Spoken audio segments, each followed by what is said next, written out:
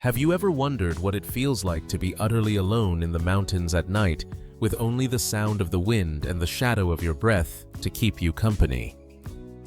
Tonight, I'll take you into such a moment, the story of a wildlife photographer who thought he came here to capture wolves with his camera, but instead discovered something much deeper.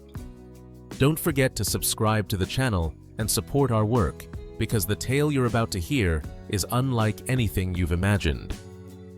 The storm came earlier than forecasted.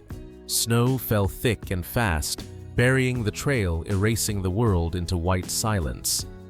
He carried only his camera pack, a thermos, and a headlamp already dimming. At 7,000 feet, weather turns fast. The mountain doesn't care about schedules or ambitions. One wrong step, and the forest swallows you. Then, out of the blizzard rose a sound, a howl, long, rising, trembling against the ridges. Not just one, but layered and echoing call from a valley below. It wasn't menace. It wasn't comfort either. It was something older carved into the marrow of the land. The photographer froze, his lens fogged with frost. He had spent years chasing wolves from behind glass telephoto shots, documentary frames. But this was different. The sound was close, intimate, as if the storm had conspired to lead him here. His instincts split him in two. One voice said, "Stay on the ridge, find shelter, survive the night." Another whispered, "Follow, follow the howl." And he did. He trudged downhill, snow crunching beneath his boots, the beam of his headlamp shaking with every step. The howl rose again, guiding him. And soon he reached a clearing, a dark shape against the snow, unmoving. A circle of wolves pressed together, bodies curved into a living wall, shielding their young from the storm's bite. For a moment, time stopped. He forgot the cold, forgot his hunger, forgot even the camera in his gloved hand. He was not just an observer, he was a trespasser into something sacred. He lifted the camera anyway. But the shutter jammed, the lens iced. The mountain made its own rules. And just then, a figure separated from the pack, a wolf, larger, darker, its eyes fixed on him. The alpha. It stepped forward, paused, then turned toward a narrow passage out of the gale. Its head swung back as if waiting for him to follow. In that frozen second, standing at the edge of fear and wonder, the photographer realized this night would not be about pictures. It would be about survival and about trust. What happened next would change the course of his life. His name was Ethan Miller, 35 years old, born and raised in the Midwest, far from the mountains where wolves still roam. To his neighbors back home, he was simply the quiet one with the camera. A man who disappeared for months chasing storms, owls, or elk, and returned with memory cards full of wild stories. But to himself, Ethan was never chasing animals. He was chasing silence, chasing a place where the world finally told the truth. Ethan wasn't the son of privilege. His father worked long nights in a factory. His mother shelved books at the local library. They gave him the one gift they could afford, time in the woods behind their house, a hand-me-down pair of binoculars, and a notebook. As a child, he filled those pages with sketches of paw prints, feathers, and maps of imaginary trails. By the time he reached college, photography had chosen him more than he had chosen it. One borrowed camera became a career.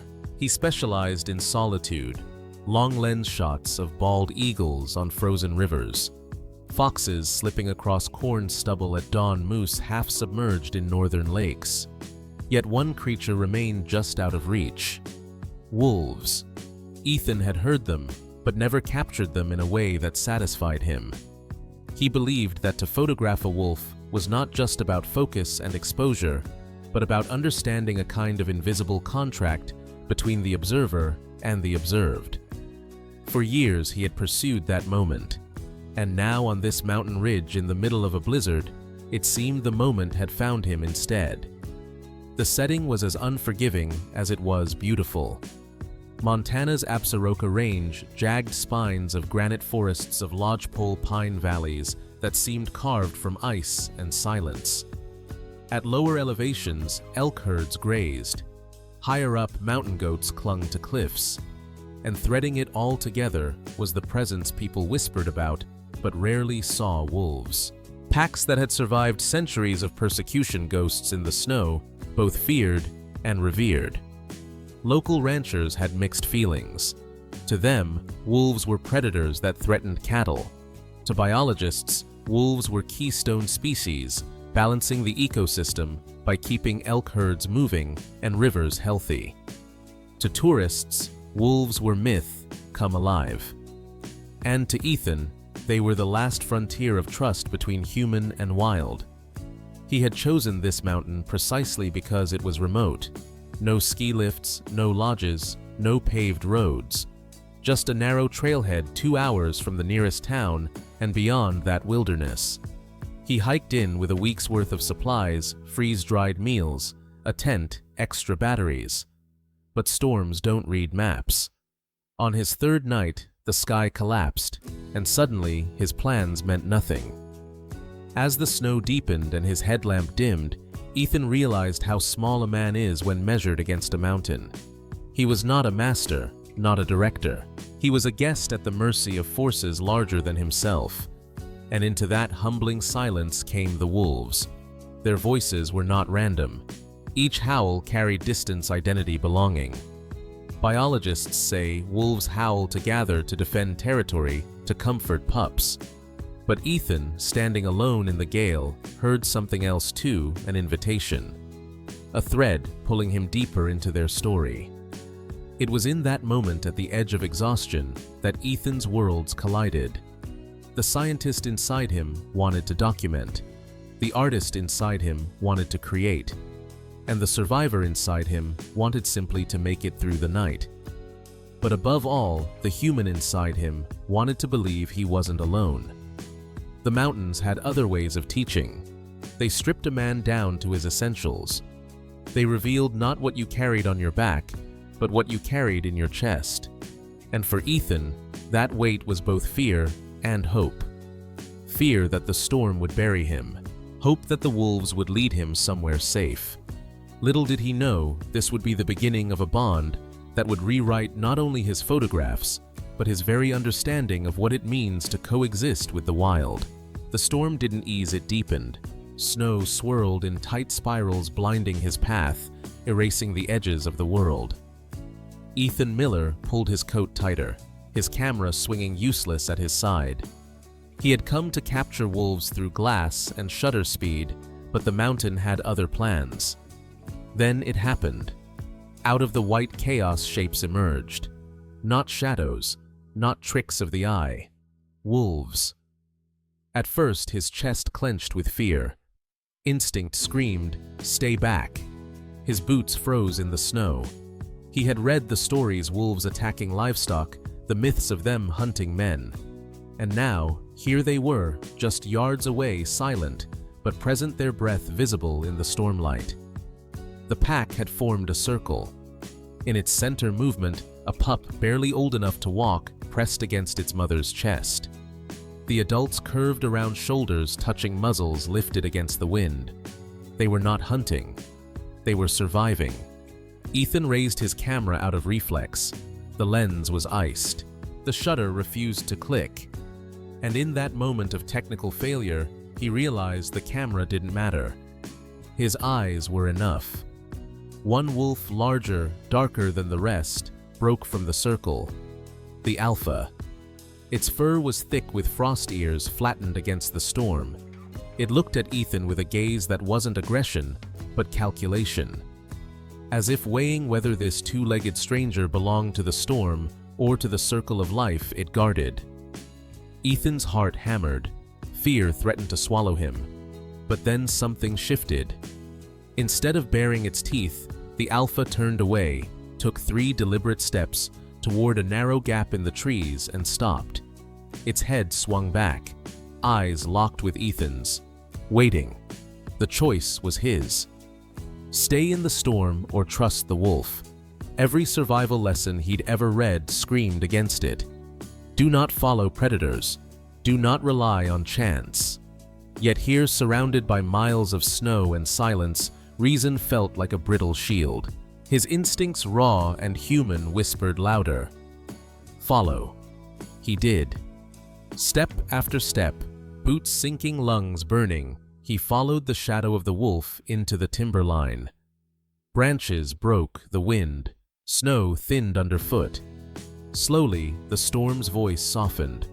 The alpha moved ahead, deliberate, never rushing, always glancing back as if tethering Ethan to its path. At one point, Ethan stumbled. His knee slammed into ice. Pain shot through him sharp enough to make him cry out. He looked up, breath jagged, and for a second, the wolf stood still, watching. Not predator, not prey. Something else entirely. When he rose and kept walking, the wolf moved again. Together they descended into a shallow basin where the wind could not reach. Pines bowed heavy with snow, muffling the storm into distant whispers. It was shelter, primitive, but enough. The pack didn't follow. They stayed on higher ground, still shielding their young. Only the alpha had guided him down. Ethan crouched by a fallen log, pulling his jacket tighter, listening. Above the gusts, faintly, he heard the pack's howls, steady, rhythmic, layered.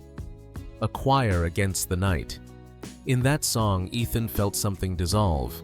Fear, loneliness, the idea of wolves as enemies. Instead, he felt part of something larger, as if the storm had woven him into their circle. Hours passed. The snow relented. Ethan's eyelids drooped with exhaustion, but he kept replaying the moment, the stare, the silent guidance, the shelter. His entire life with wolves had been about distance, the long lens, the safe boundary. Tonight, distance had vanished. He was not an observer. He was a participant. When dawn finally broke, light spilled over the basin in pale gold. Ethan rose stiffly, scanning the ridge above. The wolves were gone. All except the alpha. It stood at the tree line, backlit by morning fur glowing like embers against the snow. Ethan raised his camera one more time. This time, the shutter clicked. Not a portrait of dominance, not a spectacle of violence, just a wolf standing still watching him, acknowledging the fragile bridge that had formed in the storm. And then, with a final glance, the alpha turned and melted into the forest. What Ethan didn't know yet was that this encounter was only the beginning. The storm had ended, but the real journey. The bond between man and wolf was just beginning. Shelter brought Ethan through the night, but survival was far from guaranteed. The storm had stripped the mountain bare trails, erased landmarks, buried supplies running low. The photographer who had set out to capture the wild from behind a lens now depended on it for his very existence. And somewhere beyond the timberline, wolves watched. The first challenge was food. Ethan had rationed carefully, one freeze-dried meal a day, a handful of nuts between hikes. But storms burn calories faster than plans.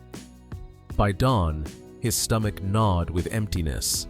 He scavenged beneath snow for dry sticks, built a small fire beneath a pine canopy, and boiled what little remained in his thermos. The flame's glow felt like hope itself. Above him, a howl rippled across the ridge. Ethan paused mid-bite, staring into the trees. He recognized the voice, low, steady, the alpha. The sound wasn't a threat. It was location, communication. And though Ethan couldn't translate the language his bones understood, we are still here. Over the next days, survival turned into ritual. Each morning, Ethan tracked the faintest openings in the snow, seeking paths downhill. Each night, he returned to the basin, the only shelter against wind. And always somewhere near, wolves lingered. He glimpsed them at a distance, shadows crossing ridgelines, ears pricked above drifts, tails vanishing between firs. They never approached, never attacked. They simply mirrored his movements, as if keeping silent watch. One evening, while gathering sticks, Ethan stumbled upon a scene that made his pulse freeze. A yearling wolf, limping badly, caught in the snare of an old trap left by poachers long gone. The wire bit deep into its leg fur matted with blood. The young wolf whined, eyes wild with pain. Ethan knew the risks. Approach a wounded predator, and instinct might turn it vicious. Yet something stronger than fear pulled him forward. Slowly, deliberately, he set his camera aside and raised both hands. His voice broke the silence, soft, steady, as if speaking to a child. "I'm not here to hurt you." The wolf flinched, but didn't lunge. Kneeling, Ethan used the multi-tool from his belt to work at the twisted wire. Every second felt like a gamble. The wolf growled, once teeth flashing, but didn't strike.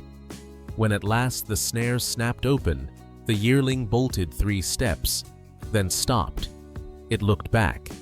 For a heartbeat, its eyes locked with his confusion, pain relief, and then it vanished into the timber. That night, the howls came closer than ever, layered resonance surrounding the basin. Ethan lay awake wondering, had the pack seen what he'd done? Was he now marked as friend or fool? Days stretched on. Supplies thinned. His firewood shrank. Fatigue pressed heavier each morning. Yet with each hardship, Ethan noticed something impossible to ignore. He no longer felt alone. One dawn, while trudging through waist-deep snow, Ethan collapsed. His body simply gave out. He lay there, breath shallow, staring at the white sky. Then a sound. Crunch of paws. He lifted his head. A shadow stood above him. Not the alpha, but the yearling he had freed. Its limp was less pronounced now. The wolf didn't approach closer. It simply stood, ears forward, eyes fixed as if urging him to rise. And against all odds he did. Crawling first, then forcing himself upright step by step, following the wolf's retreating form. It guided him to a creek still flowing beneath ice, where he refilled his thermos and found enough dry branches to spark a fire. In those small mercies, Ethan understood this was no coincidence. Wolves had become part of his survival equation, not as tools, not as pets, but as neighbors sharing the same storm. On the 5th night, as snow thinned and stars finally pierced the clouds, Ethan built a fire and sat against a log. Across the clearing, eyes glowed amber, unblinking. The pack had gathered. Shapes shifted in and out of shadows, a chorus of presence. And then the alpha raised its muzzle. A howl rolled across the basin, joined by others weaving into harmony. Without meaning to, Ethan answered, not with a howl, but with his voice trembling, "I hear you." He lowered his head, overcome by the absurdity, the wonder, the raw truth of it. Alone, yet not. Stranger yet, accepted, if only provisionally. In that soundscape, he felt tethered less like a lost man, more like a guest at a fire older than history. The storm had broken, but the mountain wasn't finished testing him. Winter in the Absaroka Range doesn't grant easy victories. It shifts from snow to hunger, from silence to sudden danger. And now, Ethan Miller, the photographer turned survivor, would learn what it meant to share risk with creatures who owed him nothing. The first sign was subtle. A ripple through the tree line. Elk bursting down slope, their hooves drumming against frozen ground. Panic, raw and contagious, spread across the valley. Ethan crouched by his fire camera in hand. When he saw them, a dozen elk surging past, eyes wide with terror. And behind them, shadows larger than wolves. Bears were supposed to be asleep in January, but hunger wakes even the deepest sleepers. Out of the timber stumbled a grizzly ribs, showing breath, steaming in the cold. It should have been hibernating. Instead, it was desperate. Desperate enough to chase prey through snow that swallowed its legs. The wolves appeared almost instantly. The alpha at their front, the pack fanning wide, intercepting the bear's path.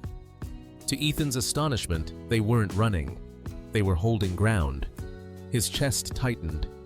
This wasn't a documentary scene from a safe distance. He was in the middle of it.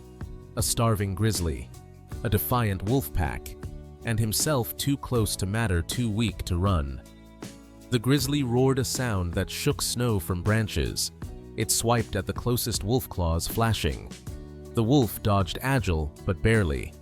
Others circled, snapping, harassing, trying to turn the bear's momentum. This was no ordinary hunt. It was defense, protection of their territory, their pups, their survival. Ethan knew he should stay hidden, but instinct pushed him forward, camera raised not for art this time, but for proof, evidence of the raw struggle between apex predators. His breath crystallized as he whispered into the storm. "Hold on." The fight surged. The bear lunged. Wolves scattered, regrouped, darted in again. And in that chaos, Ethan realized the basin he thought safe was no longer shelter. If the bear pushed downslope, it would find him. Then something happened he never expected. The alpha broke from the formation, not toward the bear, but toward him. For a split second, man and wolf locked eyes again. The same message as before. "Move." Ethan obeyed. He scrambled up the slope, snow clawing at his legs. Behind him, the wolves renewed their attack, weaving as one body, distracting, dividing. The bear bellowed, swinging in rage, but the pack's cohesion forced it back step by step. From the ridge above, Ethan turned to watch. His chest heaved, heart slamming against his ribs. Below, the battle unfolded like something carved from legend, wolves too small to kill, yet too fearless to yield. A bear too strong to ignore, yet too desperate to retreat. It was a stalemate, but in stalemate lay survival. Minutes dragged into hours. At last, the bear faltered. Exhaustion bent its stride. Hunger slowed its claws. With one final roar, it turned and lumbered upslope, vanishing into the timberline. Silence returned, thick and absolute. Ethan collapsed into the snow, trembling. He had witnessed the unthinkable wolves standing as a wall against a grizzly. Not for him, but for themselves. Yet somehow, their defiance had saved him too. The pack gathered breath, steaming in the moonlight. The alpha stood apart, chest-heaving, eyes glinting. Then, without sound, it turned its gaze upward toward Ethan on the ridge. For a heartbeat, the bond between man and wolf tightened, forged in shared peril. He wanted to thank them, absurd as it sounded. Instead, he lifted his camera hands, shaking, and clicked. The shutter captured not violence but resilience, a pack united, alive against impossible odds. That night, back in the basin, Ethan lay awake by his dying fire. Images burned into him, the roar, the clash, the alpha's glance. He understood something now. Survival wasn't about solitude. Not for wolves, not for him. It was about bonds, invisible, yet unbreakable, forged when lives intersected in the crucible of danger. As the stars wheeled above, a howl rose again. This one wasn't summoning or warning, it was victory. A song declaring, "We endured." And Ethan, alone, but no longer lonely, whispered back, "So did I." When the storm finally passed and the trails thawed enough for him to descend, Ethan Miller returned not as the same man who had left. He carried no trophies, no perfect portraits, just a memory card with fragments and a story that felt heavier than any lens. But back in the world of people, stories aren't always met with awe. Sometimes they're met with suspicion. The first questions came from park rangers. They had tracked his permit, knew he'd overstayed by days, maybe weeks. "Where exactly did you camp?" they asked. "Did you interfere with wildlife?" Each word carried weight. Interference meant fines. Worse, revoked licenses. Ethan hesitated. How could he explain that a wolf had guided him out of a storm, that he'd freed a yearling from an illegal snare? His silence was answer enough. The ranger's pen scratched notes. Warnings about federal law filled the air. Wolves were protected, but that protection cut both ways. No human was allowed to touch, to aid, to alter. Conservation demanded distance. Ethan knew it. Yet distance had collapsed that night in the blizzard. Then came the neighbors. Ranchers in town had heard whispers, photographer feeding wolves, city boy taming predators. None of it true, yet all of it believable to ears sharpened by fear. Cattle had gone missing that winter, and blame traveled faster than facts. To them, Ethan wasn't a witness. He was a suspect. One evening at the diner on Main Street, voices rose around him. "You're the one who was out there, right?" A rancher pressed, leaning over the counter. "I was documenting," Ethan answered, steady but tired. "Documenting or meddling. Our livestock don't survive on fairy tales." The room grew quiet. Forks paused. Eyes pinned him like spotlights. Ethan wanted to shout the truth that he hadn't fed them, hadn't tried to tame them, hadn't blurred the line for glory. But the words stuck, because deep inside, he knew he had blurred the line, at least for himself. The wolves had become more than subjects. They had become partners in survival. And in the rigid world of law and livelihood, that bond was dangerous. Rumors spread. A local paper ran a piece, "Photographer intervenes in wolf territory." Conservation groups split, some praising him for exposing illegal traps, others condemning him for endangering scientific neutrality. Even online strangers argued over a story none of them had lived. Ethan read the comments until the words blurred hero fraud, reckless savior. But the harshest conflict came from within. Each night as he sat in his cabin editing photos, he heard echoes of howls in his head. He replayed the alpha's stare, the yearling's glance, the harmony under the stars. And he wondered, had he betrayed them by leaving, or betrayed himself by returning? The tension boiled over when officials arrived at his door. "We need your files," they said. "Evidence of your time in restricted zones." Ethan handed over the memory cards, reluctant. On them lay the proof not of crime, but of connection. Wolves in snow. Wolves circling a bear. Wolves guiding a man through the storm. To bureaucrats, it was data. To Ethan, it was sacred. Weeks passed. Investigations dragged. Friends avoided him, not out of malice, but out of caution. Ranchers muttered louder. Conservationists debated ethics. And in the middle stood Ethan, torn between two worlds, the human demand for order and the wild's refusal to be caged. The final blow came in a letter. His photography permit suspended pending review. Without it, he could not legally document wolves again. The very door that had given him purpose slammed shut. That night, Ethan drove out of town, gravel crunching beneath his tires, until he reached the trailhead where it all began. He hiked under moonlight snow, soft beneath boots, heart heavy. He knew he wasn't supposed to return without clearance, but he wasn't there to document. He was there to listen. At the ridge, he stopped. Silence. Then faint rising an answer. A howl threading through the valley. Another joined, and another. A chorus distant but unmistakable. The pack was still alive, still together. Ethan closed his eyes. The law could suspend his permits. Neighbors could spread rumors. But the wolves owed none of them allegiance. They belonged only to themselves. And somehow, in that knowledge, Ethan found peace. When the storm finally passed and the trails thawed enough for him to descend, Ethan Miller returned not as the same man who had left. He carried no trophies, no perfect portraits, just a memory card with fragments and a story that felt heavier than any lens. But back in the world of people, stories aren't always met with awe. Sometimes they're met with suspicion. The first questions came from park rangers. They had tracked his permit, knew he'd overstayed by days, maybe weeks. "Where exactly did you camp?" they asked. "Did you interfere with wildlife?" Each word carried weight. Interference meant fines. Worse, revoked licenses. Ethan hesitated. How could he explain that a wolf had guided him out of a storm that he'd freed a yearling from an illegal snare? His silence was answer enough. The ranger's pen scratched notes. Warnings about federal law filled the air.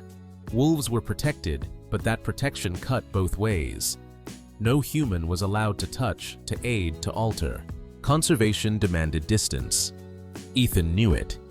Yet distance had collapsed that night in the blizzard. Then came the neighbors.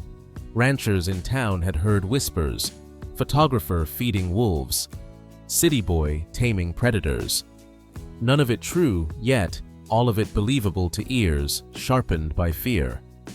Cattle had gone missing that winter, and blame traveled faster than facts.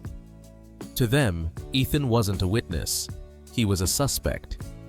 One evening at the diner on Main Street, voices rose around him. "You're the one who was out there, right?" A rancher pressed, leaning over the counter. "I was documenting," Ethan answered, steady but tired. "Documenting or meddling, our livestock don't survive on fairy tales." The room grew quiet. Forks paused. Eyes pinned him like spotlights. Ethan wanted to shout the truth that he hadn't fed them, hadn't tried to tame them, hadn't blurred the line for glory. But the words stuck. Because deep inside, he knew he had blurred the line at least for himself. The wolves had become more than subjects. They had become partners in survival. And in the rigid world of law and livelihood, that bond was dangerous. Rumors spread. A local paper ran a piece, "Photographer intervenes in wolf territory." Conservation groups split, some praising him for exposing illegal traps, others condemning him for endangering scientific neutrality.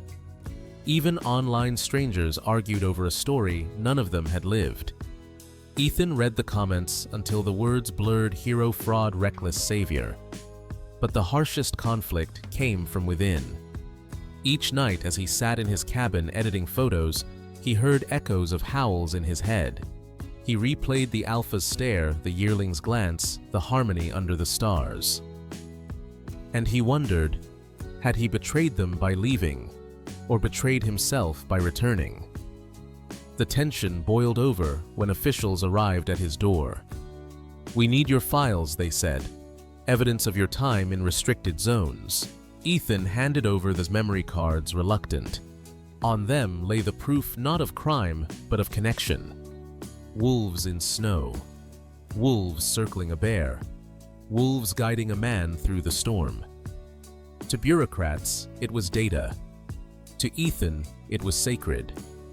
Weeks passed. Investigations dragged. Friends avoided him not out of malice, but out of caution. Ranchers muttered louder. Conservationists debated ethics. And in the middle stood Ethan, torn between two worlds, the human demand for order and the wild's refusal to be caged. The final blow came in a letter. His photography permit suspended pending review. Without it, he could not legally document wolves again.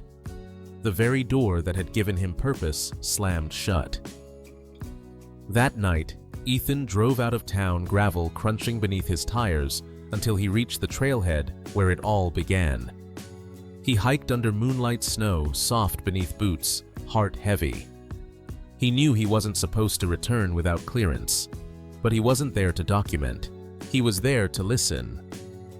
At the ridge, he stopped. Silence. Then faint rising, an answer. A howl threading through the valley. Another joined, and another. A chorus, distant but unmistakable. The pack was still alive, still together. Ethan closed his eyes. The law could suspend his permits. Neighbors could spread rumors. But the wolves owed none of them allegiance. They belonged only to themselves. And somehow, in that knowledge, Ethan found peace. In the weeks that followed, Ethan Miller did not return to the mountains. Instead, he returned to the quiet rhythm of his cabin, editing photographs, filing away notes, letting the wilderness breathe without him. Yet the story of the wolves refused to stay silent. News spread of his suspended permits, of the controversy that shadowed him. But something unexpected happened. Letters began to arrive, not from critics, but from strangers, students, conservationists, even children writing to say that his photographs and words had touched them. "I never knew wolves cared for their young that way," one note read. Another: "Your story made me want to protect what we still have." Ethan realized then that the wolves had given him more than survival. They had given him a voice, a different kind of lens, one not made of glass, but of experience. He began to speak publicly, not as an expert above others, but as a witness. At schools, he showed the blurred images of snowstorms, the half-lit shot of the alpha at dawn, the grainy frame of wolves circling a bear. These aren't perfect pictures, he told them, but nature isn't about perfection. It's about truth. Audiences listened, not to his technique, but to his humility. He described the moment his camera froze, when all he could do was watch. He spoke of freeing the yearling from a trap of hearing the pack's chorus under starlight, of being guided when he thought he would die. And he always ended with the same reminder: to love the wild is to let it remain wild. Meanwhile, reports trickled in from biologists. The Absaroka wolves had survived the season. The yearling was spotted healed, running strong with its pack. The alpha still led. No rancher losses were tied to them that spring. The balance held. For Ethan, that knowledge was enough. He didn't need to see them again. The farewell in the basin had been final. But in the quiet hours when night deepened and wind moved through the pines, he sometimes heard a phantom sound, the echo of a howl threading through memory. And instead of loneliness, it filled him with gratitude. One evening, standing on his porch, he looked up at the moon cresting over the ridge. The air was still, no wolves in sight. Yet he whispered into the night, "I remember." He closed his eyes and saw them again, the circle in the storm. The alpha's stare, the yearling glancing back. Images no camera could ever fully capture. But maybe that was the point. Some truths aren't meant to be printed, they're meant to be carried. The story ended not with possession, but with release. Ethan remained a photographer. The wolves remained wild. And between them lay a bridge, invisible but enduring, built not of ownership, but of respect. So what do we take from Ethan's story? This photographer, who went into the mountains chasing an image and returned with something he could never frame. First, that survival is never solitary. In the heart of a blizzard surrounded by silence and fear, Ethan discovered that life depends on bonds, sometimes with people, sometimes with strangers, sometimes astonishingly with the wild itself. The wolves did not save him out of charity. They saved themselves. But in their resilience, they offered him a path forward. And in following, he learned humility. Second, that respect must always come before curiosity. Ethan could have tried to capture, to claim, to cross lines that should never be crossed. Instead, he learned the hardest truth of all: to love the wild is to let it remain wild. The farewell in the basin was not a loss. It was an act of honor. And finally, that stories matter. A blurred photograph, a memory of howls, a journal line written by firelight, these are not lesser than perfect images.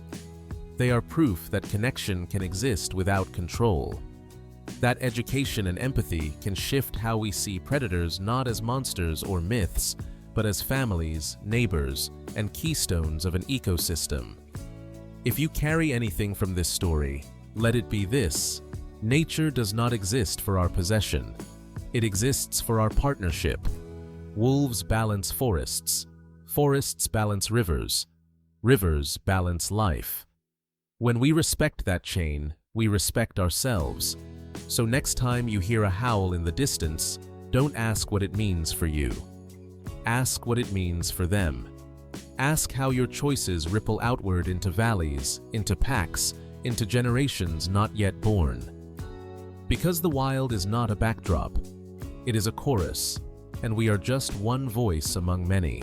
And if Ethan's journey has shown us anything, it's that the most powerful photographs aren't the ones we take, but the ones etched into us when we choose to witness rather than control.